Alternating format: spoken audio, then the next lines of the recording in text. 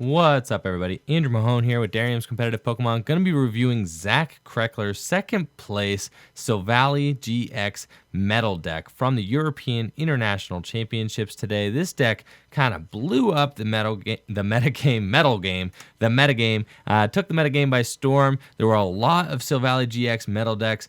Zach's list is the one that was able to go the distance, make it all the way to the finals before eventually losing to two-time international championship Tord Reklev with that Zoroark GX Golisopod deck. So this deck is really cool. It's got a lot of interesting things going on.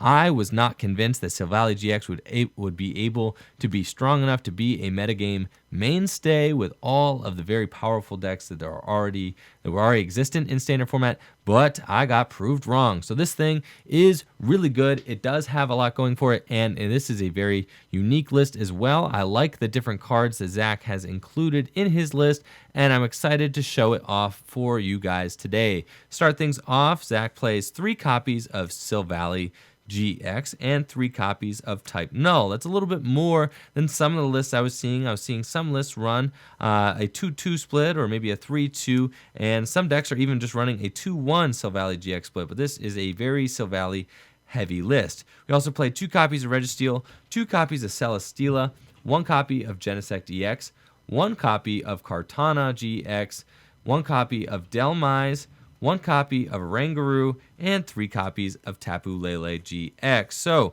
let's talk about these. The thick Silvally GX line means that you're going to be getting at least 1, if not 2 Silvally GX out throughout the course of the game. Very easy to get this thing into play consistently, and really Silvally GX helps this whole deck just get moving. I mean, all you really need is 1 in play in order to use Gyro Unit. Make sure all of your Pokemon, your basic Pokemon in play, have free retreat, which just open things up for Registeel to accelerate with Turbo Arm. Excellent attack, just like Oblivion Wing Yveltal. Turbo Arm can be used early on to accelerate metal energy to your benched Pokemon. Also does 30 damage, which, useful enough, does knock out Ralts. And then this is where the Delmise comes in handy. Turbo Arm can also do 40 damage with the addition of Delmise's Steelworker ability, and 40 damage is perfect numbers to knock out a Fairy-type Kirlia. So, with weakness into consideration, that does 80 damage to a Fairy-type Kirlia, which means that Registeel can poke away at Ralts and Kirlia just with that Turbo Arm attack as early as the first turn of the game. So that's very useful. Also worth noting that Turbo Arm does knock out Vulpix as well, meaning that even if Gardevoir GX has to retreat into Vulpix in order to get set up, Turbo Arm is going to be doing a lot of legwork against Vulpix and Ralts in the early game, and as well against Kirlia, thanks to that Delmise. Also, Registeel can be powered up for that Iron Hand attack. It says if Regice is on your bench, heal 30 damage. That's never going to come into play since we do not play any Regice. So just 3 energy for 90 damage. It's not the best damage output in the world, but when you attach a choice band, that is 120 damage. 120 damage with no drawback to a Pokemon GX from a non-Pokemon EX, non-Pokemon GX is very good. So, Iron Hand can knock out a Gardevoir GX in just 1 hit. It is very useful for that.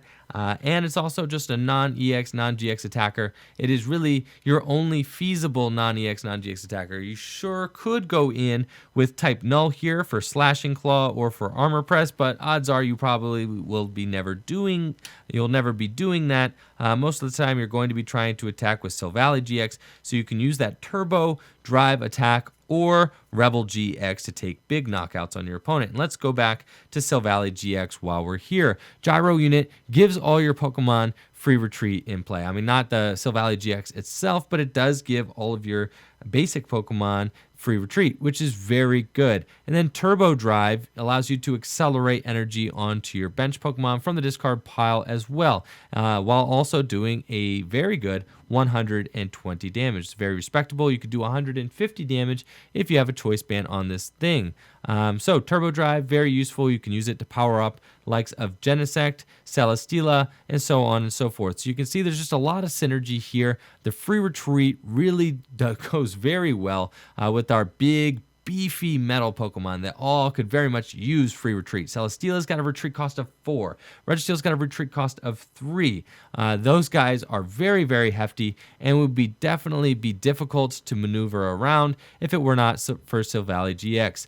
Turbo Gyro unit also goes very well with Max Elixir, meaning that you can retreat whoever you want to the bench and make sure that you can Max Elixir to them and then bring them into the active position. So you could like Guzma, anything into the active position, Max Elixir to your bench, and then retreat for free to bring your Pokemon active with Gyro unit. Gyro unit just, make sure that you're always able to get the Pokemon that you want on the bench onto the bench so that you can Max Elixir to it. So Gyro unit works really well alongside Max Elixir too. And then Rebel GX is a nice one-hit KO potential attack for just 3 energy, does 50 damage for each of your opponent's benched Pokemon.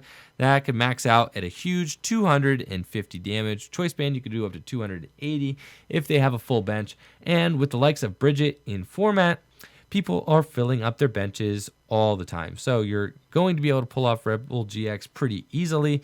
If you don't want to go for Rebel GX, Blaster GX is also an option on this huge 200 hit point basic Celesteela GX. 200 hit points is absolutely gigantic for a basic Pokemon GX, and Celesteela's got some pretty respectable attacks that all pair well with energy acceleration and double colorless energy, both of which this deck plays. Rocket Fall does 30 plus 30 more damage for each colorless in your opponent's active Pokemon's retreat cost. So if they got a retreat cost to do, that's 3 for 90. Pretty respectable damage output considering you could do it for just 2 energy attachments, a metal and a double colorless with choice band. That's 120, so you are able to knock out a Gardevoir GX with just 3 energy or 2 energy attachments from a Celesteela GX. And then Celesteela GX has got a whole heck of a lot of hit points, so it is pretty difficult to return KO. Moon Press, 130 damage, just some nice vanilla damage there. But Blaster GX is really an excellent attack as well, allowing you to reveal your prize cards and also sometimes take crucial one-hit knockouts, especially with Choice Band. You can hit that magic number 210 to knock out the likes of Zoroark GX or Golisopod GX2. So Blaster GX, definitely a valid attacking option. Celesteela GX, just a nice big tank for this deck to attack with. 4 energy retreat for retreat is not an issue. Cool thing about Celesteela is also got that nice little alternative weakness and resistance. Resist fighting type Pokemon, meaning that Celesteela is going to be a pretty good option against your Buzzwole GX decks, against your Lycanroc decks, things like that. 200 hit points combined with the fact that it resists fighting, and we play Acerola in this deck, meaning that you are going to be able to use Rocket Fall to just deal consistent damage, lift it up with Acerola, slap the double colorless energy back down, maybe on a different Celesteela, and continue using Rocket Fall, Moon Press, and the like to just deal, great damage to your opponent's active Pokemon. Kartana GX is a cool little inclusion in here. Another useful GX attack. You could just take a prize card. If you get to the end of the game, you only have 1 prize left, and you have not used any of your GX attacks, you could just Blade GX, take a prize for just 1 metal energy. Excellent option to have in this deck, especially to finish things off or to just get you back on an even prize trade after, maybe knocking out an awkward, 1 prize attacker somewhere along the line. Kartana GX can just even that out with Blade GX. You also have Slice Off, an excellent ability. Just when you play it from your hand to your bench, you can remove a special energy card from one of your opponent's Pokemon, so that's super neat. And Gale Blade, just a nice little hit and run attack if you want to conserve your energy or maybe heal the Kartana. Maybe you Blade GX, Kartana gets hit, and then you just want to slap a double colorless energy on this thing and duck it back into the deck, save it for later, and you can reuse Slice Off if you Gale Blade back into the deck. So that is a pretty neat little option for this deck to have. I do enjoy just 1 copy of Kartana GX. Genesect EX, talk about a blast from the past. This thing is an old card, not rotated yet though. It is in that Fates Collide set, so Fates Collide getting a little bit of love here. It's got a neat little ability in drive change. I love the fact that if you get a Genesect EX out early and maybe you have a tool card that you want to save for later in the game, but you don't want to play it down yet, you can just attach the tool card to a Genesect EX, Sycamore your hand, and then drive change to pick that tool card right back up and put it wherever you want. So I do love the flexibility that Genesect EX gives the deck with drive change, especially for something like your fighting memories that you're going to be using for Silvally GX. Maybe if you don't have Silvally GX yet out yet, or you don't plan on using the fighting memory yet, you can just attach it to Genesect Sycamore and then pick it back up, and so it does not get field blowered. So drive change does offer you a lot of flexibility that way. And then Rapid Blaster is a nice little one-hit KO attack. I mean, with 3 energy, you're doing 100 damage. And then you also have the option to discard as many metal energy attached to this Pokemon as you would like, and it does 20 more damage for each energy discarded in this way. So if you were to discard all 3, that's 160 damage, plus maybe a choice band that's 190 damage. Nice little one-hit KO attack. You discard all the energy, but, you know, in order to take clutch knockouts, that can be very useful. 4 energy attached, going to be doing 180 damage. If you have a choice band attached, that's 210, again hitting that magic number for Zoroark GX and Golisopod GX. So Genesect EX, a cool little option for this deck to have just as far as an alternative attacking option goes. Delmise does boost all your damage output by 10. I think that's really good with Turbo Arm, but also can be useful in some other scenarios as well, just to help fix numbers here and there. So I do think the Delmise is pretty cool. We do also have the option to attack with our 3 Tapu Lele GXs. We do play double colorless energy in here, but, you know, Tapu Lele GX primarily here for that Wonder Tag ability, just awesome. Being able to hand select supporter out of deck, 3 copies of Tapu Lele, very consistent. And then the 1 copy of Oranguru just to instruct. Make sure that we do have some draw potential late in the game, especially when things are getting hairy with ends to 1. This deck does rely on drawing cards like Energy, Max Elixirs, and things like that to close out the game. So you are going to want to be able to instruct to make sure you hit those cards that you need as the game comes to a close. As far as the supporters go, Zach played 4 copies of Professor Sycamore, 3 copies of N, 2 copies of Acerola, 1 copy of Bridget, and 3 copies of Guzma. So I did think that the 3 copies of N might be just a little bit sketchy. That sketched me out when I first saw it. I don't really think that there's a ton of extra draw power in this deck. You know, I mean, as far as Pokemon goes, there's no Octillery or anything like that.